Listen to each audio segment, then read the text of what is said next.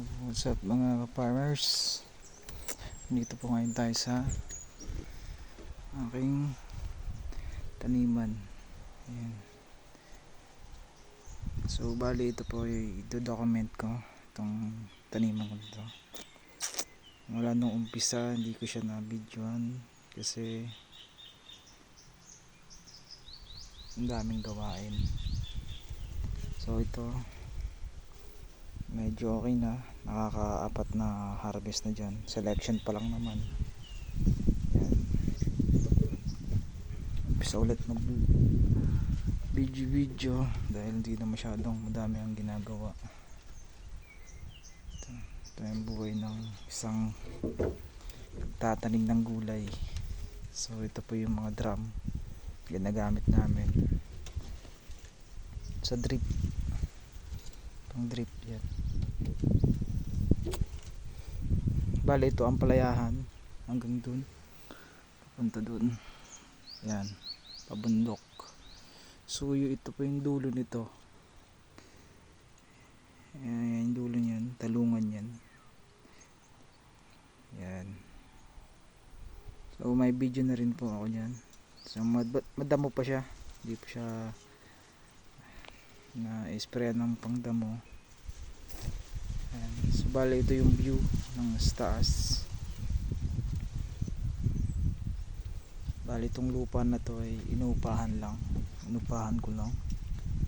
Ayan. Ang tanim na to ay sobrang stress na. Kung sa tao may stress, sa halaman din may stress. Grabe yung sacrifices. So bali dyan banda, yan yung daanan pa uwi. Yan. So gitna ng kakahuyan to. Yan.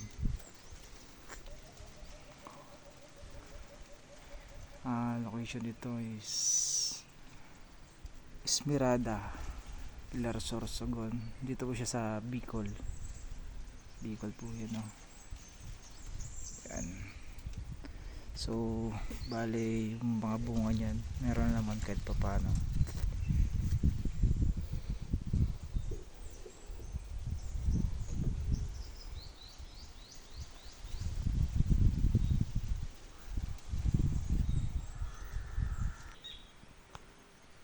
So bali hapon ngayon mga bandang 3:00,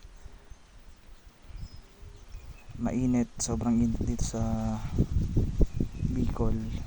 Kaya chill muna tayo sa taas, tayo duyan muna. Yan, mamaya pupunta din sa baba. Ito ang buhay ng isang tatanim ng gulay, hindi biro. Grabe yung struggle. Tapos dito sa area na to sobrang hangin, tapos mainit. Ayan. Thankful din kasi may tubig, may source ng tubig talaga. Yan yung mga drip hose papunta doon sa talungan. Yung mga hose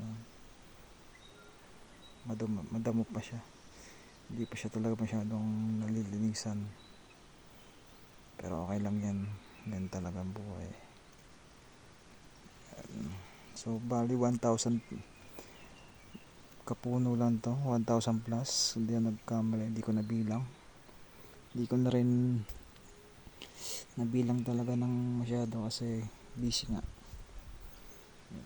medyo okay na. So makita niya sa mga susunod na video, raw vlog lang to, document lang, no?